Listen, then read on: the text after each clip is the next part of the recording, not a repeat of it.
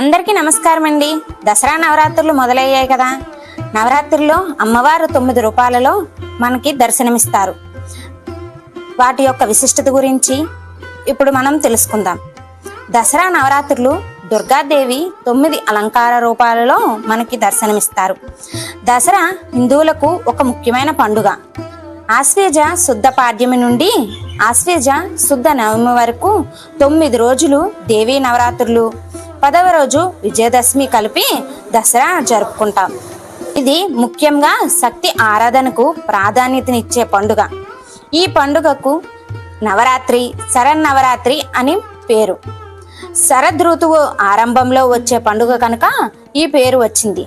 కొందరు ఈ పండుగను మొదట 3 రోజులు పార్వతీదేవికి, తర్వాత 3 రోజులు లక్ష్మీదేవికి, తర్వాత 3 రోజులు సరస్వతీదేవికి పూజలు నిర్వహిస్తారు.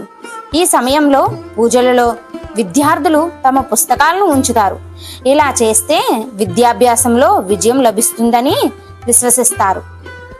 సామాన్యులే కాక యోగులు నవరాత్రుల్లో అమ్మవారిని పూజిస్తారు.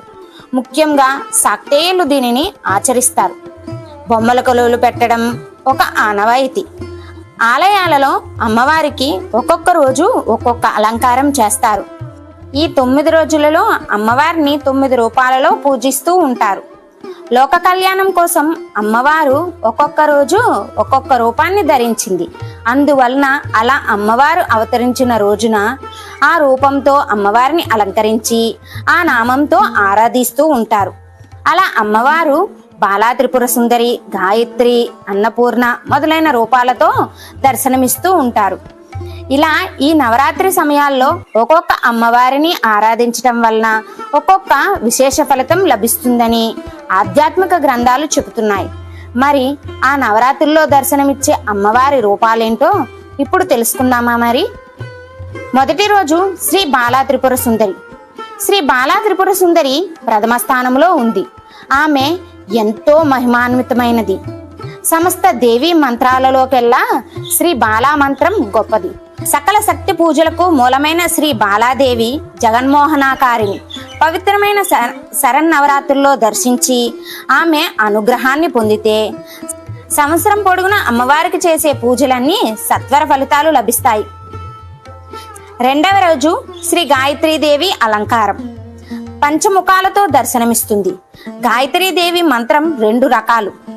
లఘు గాయత్రీదేవి మంత్రము, బృహత్ గాయత్రి మంత్రము. ప్రతిరోజు త్రిసంధ్యా సమయాల్లో 1000 సార్లు గాయత్రి మంత్రాన్ని పఠిస్తే వాక్శుద్ధి కలుగుతుంది. 3వ రోజు శ్రీ మహాలక్ష్మీదేవి అలంకారంలో మనకు దర్శనమిస్తుంది అమ్మవారు. 3వ రోజున మంగళప్రద దేవతగా శ్రీ మహాలక్ష్మీదేవి అలంకారంలో అష్టరూపాలతో అష్టసిద్ధులు ప్రదర్శించే దేవత. 2 చేతులలో కమలాలను ధరించి వరదాభయ హస్తాల్ని ప్రదర్శిస్తూ పద్మాసనిగా దర్శనమిస్తుంది. ఆదిపరాశక్తి, మహాకాళి, మహాలక్ష్మి, మహాసరస్వతి రూపాలు ధరించి ఆ ఆదిపరాశక్తి రూపంగానే మహాలక్ష్మి అలంకారం జరుగుతుంది.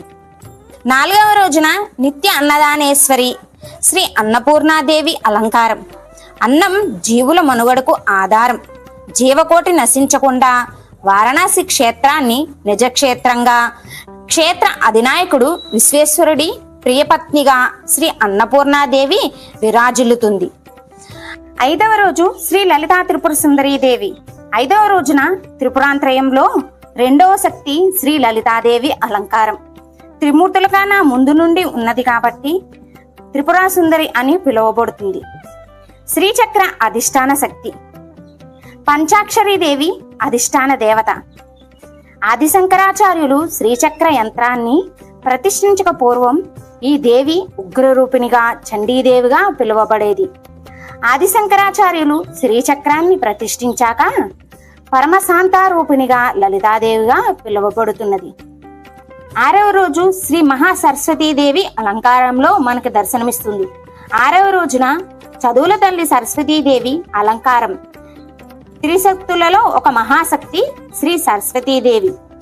సరస్వతీదేవి 7 రూపాలలో ఉంటుందని మేరుతంత్రంలో చెప్పబడింది.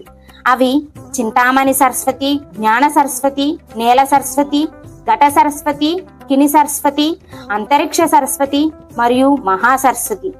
మహాసరస్వతీదేవి శుంభులనే రాక్షసులను వధించింది. 7వ రోజు శ్రీ దుర్గాదేవి అలంకారం. దుర్గతులను నాశనం చేసే శ్రీ దుర్గాదేవి అలంకారం.